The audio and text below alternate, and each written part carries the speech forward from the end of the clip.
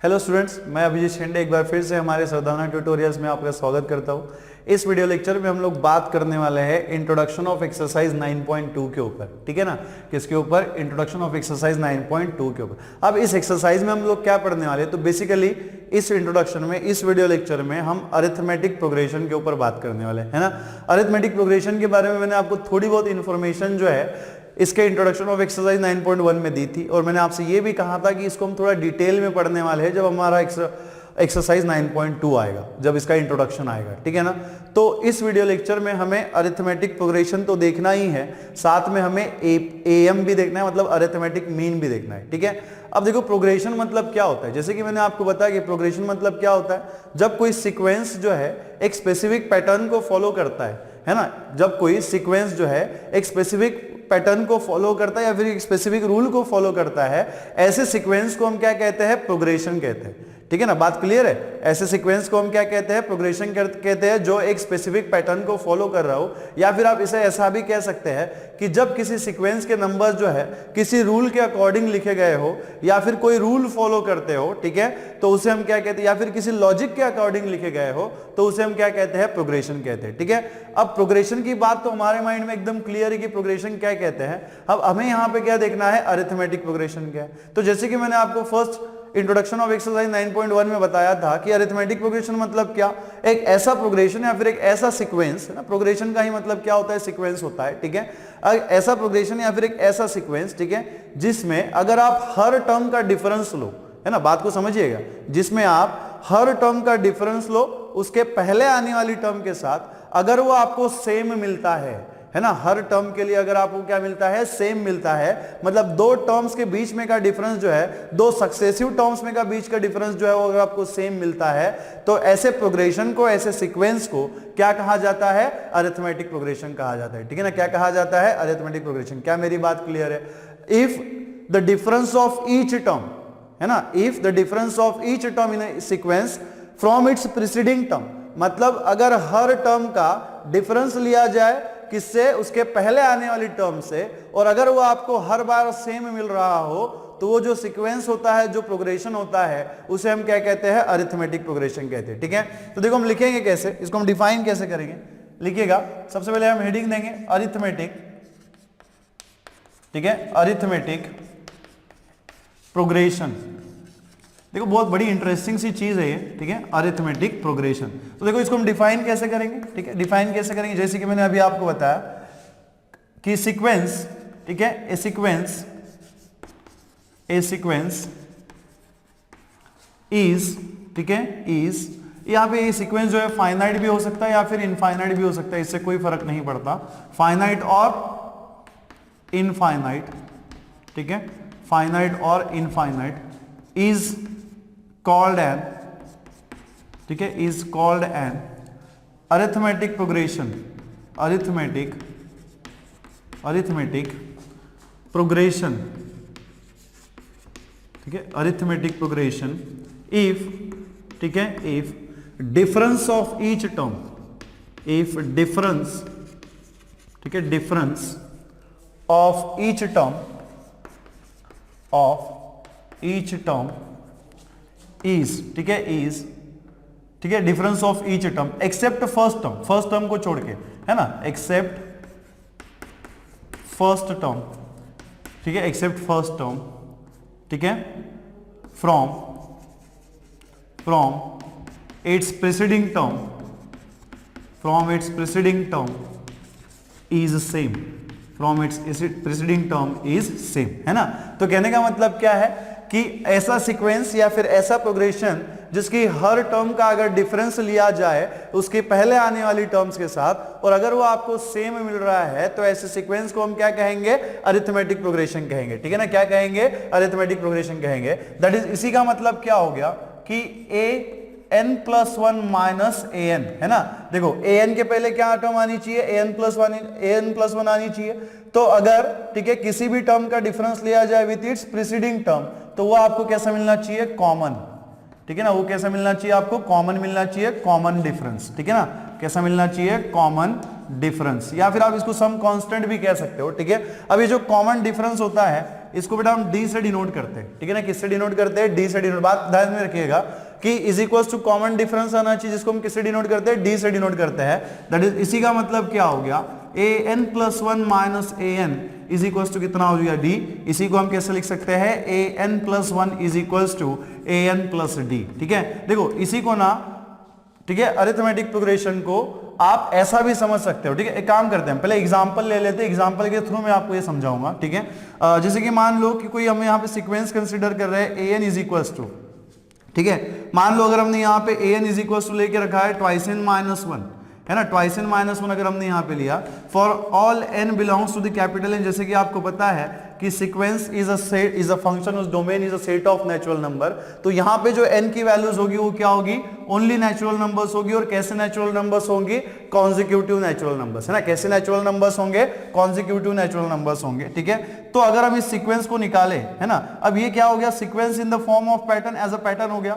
तो इसको अगर मैं नंबर्स के फॉर्म में निकालूं तो मैं क्या करूंगा, पहले n की जगह पे 1 पुट करूंगा, तो 1 माइनस 1 कितना मिलेगा, मुझे 1 मिलेगा, ठीक है। उसके बाद जब मैं n की जगह पे 2 पुट करूंगा तो मुझे क्या मिलेगा, 2 माइनस 1 कितना मिलेगा, मुझे कितना मिलना चाहिए, 2 पुट करूंगा तो 2 इंटू 2 कितना हो जाएगा, 4 माइनस 1 कितना हो जाएगा, 3 हो जाएगा।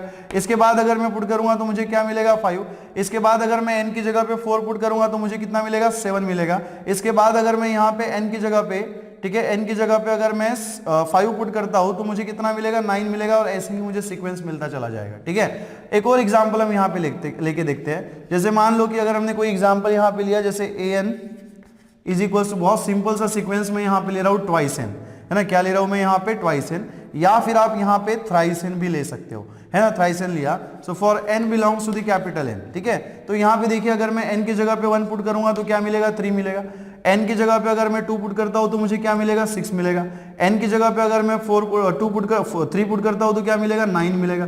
4 पुट करूंगा तो कितना मिलेगा, 12 मिलेगा, है ना। और अगर मैं यहाँ पे 5 पुट करूंगा तो कितना मिलेगा, 15 एंड सो ऑन। तो इस तरीके से मुझे सीक्वेंस मिलता चला जाएगा।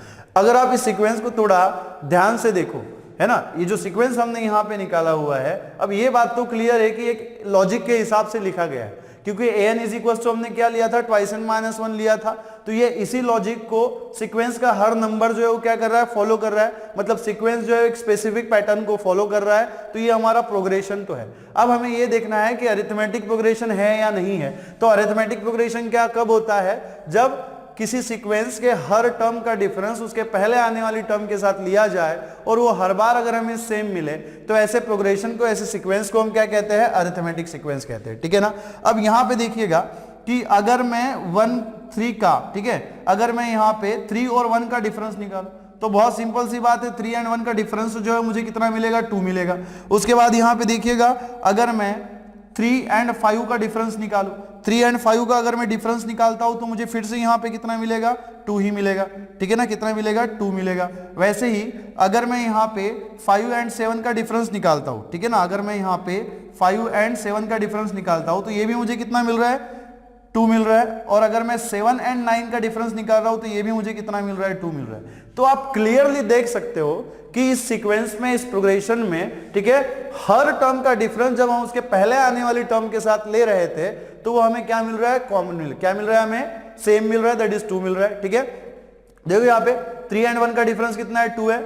7 एंड 5 का डिफरेंस कितना है, 2 है। 9 एंड 7 का भी डिफरेंस कितना है, 2 है। एंड 5 एंड 3 का भी डिफरेंस कितना है, 2 है। मतलब हर टर्म का, ईच टर्म का डिफरेंस उसके पहले आने वाली टर्म के साथ अगर ले रहे हैं तो वो डिफरेंस हमें कैसा मिल रहा है, कॉमन मिल रहा है। तो ये प्रोग्रेशन तो है, एंड बाय डेफिनेशन ये क्या हो गया, हमारा अरिथमेटिक प्रोग्रेशन हो गया, ठीक है। कैसा प्रोग्रेशन हो गया हमारा, ये अरिथमेटिक प्रोग्रेशन हो गया। अब यहाँ पे देखिए सेकंड सीक्वेंस को अगर हम देखें तो 3 एंड 6 के डिफरेंस के बारे में अगर हम बात करें तो 3 एंड 6 के बीच में डिफरेंस कितना है, 3 है। 9 एंड 6 के बीच में, 6 एंड 9 के बीच में हमारा डिफरेंस कितना है, 3 है। देखो 12 एंड 9 के बीच का डिफरेंस जो है वो कितना है, यहाँ पे ये भी 3 है। और 12 एंड 15 का जो डिफरेंस है वो भी यहाँ पे कितना है, 3 है। ऑब्वियस सी बात है, जो सीक्वेंस हमने यहाँ पे लिखा है वो मल्टीपल ऑफ 3 है, तो जो सीक्वेंस के नंबर्स के बीच का जो डिफरेंस होगा वो भी ऑब्वियसली कितना होना चाहिए, 3 होना चाहिए। मतलब कहने का मतलब क्या है कि ये सीक्वेंस जो है, ये सीक्वेंस में जो हमने नंबर्स लिखे हुए हैं या फिर ये जो सीक्वेंस आपको दिया गया था, ये एक कॉमन पैटर्न को तो फॉलो कर रहा था, मतलब प्रोग्रेशन था। और साथ में इसने अभी क्या किया कि जब हमने हर टर्म का डिफरेंस निकाला, है ना, हर टर्म का डिफरेंस निकाला विद इट्स प्रीवियस टर्म, तो वो हमें कैसा मिला हुआ है, कॉमन मिला हुआ है। इसका मतलब क्या है कि ये प्रोग्रेशन तो है, साथ में क्या है, अरिथमेटिक प्रोग्रेशन भी है, ठीक है। तो अरिथमेटिक प्रोग्रेशन क्लियर है। इस टाइप का सीक्वेंस, ठीक है, एक ऐसा सीक्वेंस जिसमें हर टर्म का अगर डिफरेंस लिया जाए विद इट्स प्रीसीडिंग टर्म तो वो आपको कैसा मिलता है, सेम मिलता है। ऐसे सीक्वेंस को, ऐसे प्रोग्रेशन को हम क्या कहते हैं, अरिथमेटिक प्रोग्रेशन कहते हैं, ठीक है ना। अब देखो जो बात मुझे बतानी थी, ठीक है, यहां पे बाय डेफिनेशन हमने तो यहां पे लिख दिया कि an + 1 - an is equal to क्या होना चाहिए, common difference which is d। और ये आपको ध्यान में रखना है, common difference is very important, ठीक है, कि अरिथमेटिक प्रोग्रेशन में कॉमन डिफरेंस जो हम किससे डिनोट करेंगे, d से डिनोट करेंगे, ठीक है। तो इसको आप अपने दिमाग में एकदम हाईलाइट कर लेना, ठीक है। उसके बाद यहां पे देखिएगा कि मुझे जो आपको बताना था, इसको आप इस तरीके से भी ध्यान में रख सकते हो। देखो मैंने क्या लिखा था, an + 1 is equal to an + d। इसका मतलब क्या है कि हर अरिथमेटिक प्रोग्रेशन में, ठीक है, अरिथमेटिक या फिर ऐसे सीक्वेंस को आप अरिथमेटिक प्रोग्रेशन कह सकते हो जिसमें नेक्स्ट टर्म में, ठीक है, नेक्स्ट टर्म जो है कैसे मिलती है, previous term plus common difference, है ना, previous term plus common difference. मतलब ऐसा सीक्वेंस, ठीक है, जिसमें कॉमन कोई कांस्टेंट नंबर ऐड करने के बाद, फर्स्ट टर्म में कोई कांस्टेंट नंबर ऐड करने के बाद अगर आपको सेकंड टर्म मिल रही हो, और सेकंड टर्म में कोई कांस्टेंट नंबर ऐड करने के बाद आपको अगर थर्ड टर्म मिल रही है, तो ऐसे सीक्वेंस को भी आप क्या कह सकते हो, अरिथमेटिक प्रोग्रेशन कह सकते हो ना। ऐसे सीक्वेंस को भी आप क्या कह सकते हो, अरिथमेटिक प्रोग्रेशन। देखो ये जो फॉर्मूला हमें मिला था ना, an + 1 is equal to an + d, मतलब अगर आप किसी टर्म में, जैसे कि अगर आपको मान लो कि सेकंड टर्म निकालना, देखो ये फर्स्ट टर्म है और हमारा कॉमन डिफरेंस कितना है, d इज इक्वल टू कितना है, यहां पे देखो, यहां पे d इज इक्वल टू कितना है, 2 है ना, d इज इक्वल टू कितना है, 2 है। तो अगर मैं फर्स्ट टर्म में इस कॉमन डिफरेंस को ऐड करूंगा तो मुझे क्या मिलेगा, 3 मिलेगा, मतलब सेकंड टर्म मिलेगा, है ना। ये क्या होता है, हमारा फर्स्ट टर्म होता है ना, इसे हम कहते हैं फर्स्ट टर्म, ठीक है, इसे हम क्या कहते हैं, फर्स्ट टर्म कहते हैं। और यहां पे मान लो अगर कोई an है ना, an है यहां पे कोई, तो इसे हम क्या कहते हैं, लास्ट टर्म, है ना, इसे हम क्या कहते हैं, लास्ट टर्म। अब यहां पे क्या an होगा ये हमें नहीं पता है, इसलिए मैंने जस्ट डिनोट कर लिया, an को हम लोग क्या कहते हैं, लास्ट टर्म कहते हैं, या फिर इसे हम जनरल टर्म भी कहते हैं, ठीक है ना। तो यहां पे an + 1 is equal to an + d का मतलब क्या है कि अगर आप फर्स्ट टर्म में कॉमन डिफरेंस को ऐड करोगे तो आपको क्या मिलेगा, सेकंड टर्म मिलेगी। सेकंड टर्म में अगर आप कॉमन डिफरेंस को ऐड करोगे तो आपको क्या मिलेगा, थर्ड टर्म मिलेगी। और थर्ड टर्म में अगर आप कॉमन डिफरेंस को ऐड करोगे तो आपको क्या मिलेगी, फोर्थ टर्म मिलेगी। ऐसे ही आप बाकी के सीक्वेंस, ठीक है, सीक्वेंस की बाकी जो नंबर्स है ना, सीक्वेंस के बाकी जो टर्म्स है उनको आप निकाल सकते हो, है ना। तो अरिथमेटिक प्रोग्रेशन को आप इस तरीके से भी समझ सकते हो कि एक इस टाइप का सीक्वेंस होगा जिसमें, ठीक है, जिसमें एक फर्स्ट टर्म में common same constant number add करने के बाद आपको क्या मिलेगी, सेकंड टर्म मिलेगी। उसमें सेकंड टर्म में सेम कांस्टेंट नंबर ऐड करने के बाद आपको क्या मिलेगी, थर्ड टर्म मिलेगी। और थर्ड टर्म में सेम कांस्टेंट नंबर ऐड करने के बाद आपको क्या मिलेगी, फोर्थ टर्म मिलेगी, ठीक है। तो ये इस प्रकार का सीक्वेंस है, ठीक है, जिसमें आप फर्स्ट टर्म से बाकी की जो टर्म्स है सीक्वेंस की वो निकाल सकते हो by using the common difference, ठीक है ना, by using the common difference, ठीक है। अब एक दो बातें जो है ना हमें यहाँ पे नोट करनी है, ठीक है, नोट करनी है। जैसे कि मैंने आपको बता दिया कि कॉमन डिफरेंस जो है आपको बेसिकली ध्यान में रखना है, जिसको हम किससे डिनोट करते हैं, डी से डिनोट करते हैं, ठीक है। अरिथमेटिक प्रोग्रेशन की बात क्लियर है, एक ऐसा सीक्वेंस या फिर एक ऐसा प्रोग्रेशन जिसके हर टर्म का अगर डिफरेंस लिया जाए उसके पहले आने वाली टर्म के साथ तो वो कैसा मिलता है, हमें सेम मिलता है हर टर्म में, ठीक है। हर टर्म का difference with its previous term वो कैसा होता है, सेम होता है। तो ऐसे प्रोग्रेशन को हम क्या कहते हैं, अरिथमेटिक प्रोग्रेशन कहते हैं, ठीक है। अब यहां पे ये जो फर्स्ट टर्म होती है ना, ये जो फर्स्ट टर्म होती है जनरली हम इसे ए से डिनोट करते हैं, ठीक है। हम किससे डिनोट करते हैं, यहां पे ए से डिनोट करते हैं। जो फर्स्ट टर्म होगी अरिथमेटिक प्रोग्रेशन में, जो फर्स्ट टर्म होगी उसे हम जनरली किससे डिनोट करेंगे, ए से डिनोट करेंगे, ठीक है। किससे डिनोट करेंगे, ए से डिनोट करेंगे, ठीक है। जो कॉमन डिफरेंस होगा उसको हम किससे डिनोट करेंगे, डी से डिनोट करेंगे, ठीक है। किससे डिनोट करेंगे, डी से डिनोट करेंगे। और लास्ट टर्म जो होगी उसे हम एल से डिनोट करते हैं, ठीक है। यहां पे एल लिख दीजिएगा आप, ठीक है, एल। तो जो लास्ट टर्म होती है उसे हम किससे डिनोट करते हैं, एल से डिनोट करते हैं, ठीक है। तो यहां पे एक दो पॉइंट्स जो है हम यहां पे नोट कर लेंगे, ठीक है। क्या नोट कर लेंगे, ठीक है। First term is denoted by a, is denoted by a, that is, ठीक है, that is first term is equal to क्या होगा, ए, है ना। ये बातें आपको ध्यान में रखनी है कि हम अरिथमेटिक प्रोग्रेशन में जो फर्स्ट टर्म होगी उसको हम किससे डिनोट करेंगे, ए से डिनोट करेंगे, ठीक है। लास्ट टर्म, ठीक है, लास्ट टर्म ऑफ एपी, ऐसा लिखिएगा, of AP is denoted by L, इन लिखेगा, last term in AP is denoted by L, यहां पे भी लग दिएगा लास्ट टर्म इन एपी, ठीक है, in AP is denoted by A, ठीक है, as well as common difference, ठीक है, कॉमन डिफरेंस, ठीक है, common difference in AP is denoted, ठीक है, is denoted by D, is denoted by D, ठीक है, किससे डिनोट करते हैं हम लोग, डी से डिनोट करते हैं, चाहे तो आप ऐसा लिख सकते हो, दैट इज, ठीक है, दैट इज यहां पे हम क्या लिख सकते हैं, लास्ट टर्म जो होती है वो क्या होगी हमारी, एल होगी, ठीक है, एंड ठीक है ना, और कॉमन डिफरेंस जो है, ठीक है ना, कॉमन डिफरेंस, ठीक है, कॉमन डिफरेंस जो है वो हमारा क्या होगा, यहाँ पे डी होगा। तो बात क्लियर है, ठीक है। एक दो चीजें आपको यहाँ पे याद रखनी है कि फर्स्ट टर्म को हम लोग किससे डिनोट करते हैं, ए से डिनोट करते हैं, लास्ट टर्म को हम लोग एल से डिनोट करते हैं, एंड कॉमन डिफरेंस को हम किससे डिनोट करते हैं, डी से डिनोट करते हैं, ठीक है। तो यहाँ पे एल इज इक्वल टू, एक फॉर्मूला है हमारे पास, एल इज इक्वल टू होता है A plus N minus one multiplied by D, जिसमें एल जो है वो लास्ट टर्म है, ठीक है, एल जो है हमारा क्या है, लास्ट टर्म है, और डी जो है हमारा क्या है, कॉमन डिफरेंस है, और ए जो है हमारी क्या होती है यहाँ पे, फर्स्ट टर्म होती है, ठीक है ना, ए जो होती है वो हमारी क्या होती है यहाँ पे, फर्स्ट टर्म होती है, ठीक है। वैसे ही, ठीक है, एस एन डिनोट्स, ठीक है, S n denotes the sum, ठीक है, the sum of n terms, sum of n terms in AP, ठीक है। एस एन जो होता है वो क्या डिनोट करता है, सम डिनोट करता है किसका, n terms in AP, which is given bye,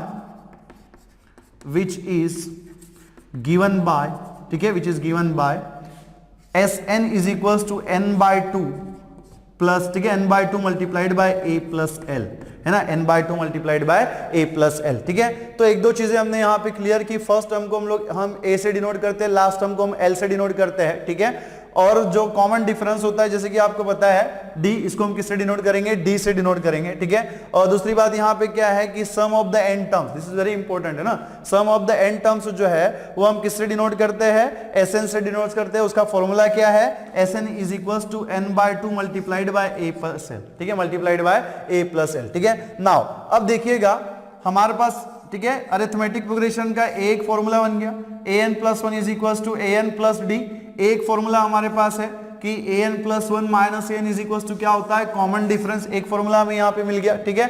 अब यहाँ पे देखो कि अगर मान लो, है ना, अगर मान लो कि मैं यहाँ पे लिख रहा हूं, ठीक है ना, अगर मान लो कि a जो है ना, वो हमारी अगर फर्स्ट टर्म है, ठीक है, a जो है वो हमारी क्या है, फर्स्ट टर्म है, और d जो है वो आपका क्या है, कॉमन डिफरेंस है, ठीक है, d जो है वो आपका क्या है, कॉमन डिफरेंस है, ठीक है, कॉमन डिफरेंस है। तो अगर मान लो इस फॉर्मूले का यूज करके हमें एपी की टर्म्स निकालनी है ना, अगर हमें एपी की टर्म्स निकालनी है तो देखो हम लोग कैसे निकालेंगे, ठीक है। तो जैसे कि हमें पता है कि an plus one is equal to क्या होता है, an प्लस डी, है ना, an प्लस डी। तो अगर मान लो कि a मेरा क्या है, फर्स्ट टर्म है, और d जो है हमारा क्या है, कॉमन डिफरेंस है, ठीक है, d जो है हमारा क्या है, कॉमन डिफरेंस है, तो ap की जो फर्स्ट टर्म होगी वो क्या होगी, a होगी, ठीक है ना, टर्म्स, ठीक है, ऐसा लिख दीजिएगा आप, terms in AP if A, ठीक है ना, if A is first term, A जो है अगर आपका यहाँ पे क्या है, फर्स्ट टर्म है, एंड D, ठीक है, D इज कॉमन डिफरेंस, अगर D जो है आपका कॉमन डिफरेंस है तो AP की टर्म्स क्या होनी चाहिए। देखो अगर हमारा A जो है फर्स्ट टर्म एंड D जो है कॉमन डिफरेंस है, तो अगर मैं AP की टर्म निकालना चाहूं, है ना, अगर मैं AP की टर्म निकालना चाहूं तो A1 इज इक्वल टू, तो मेरा A है, A1 इज इक्वल टू क्या है, A है।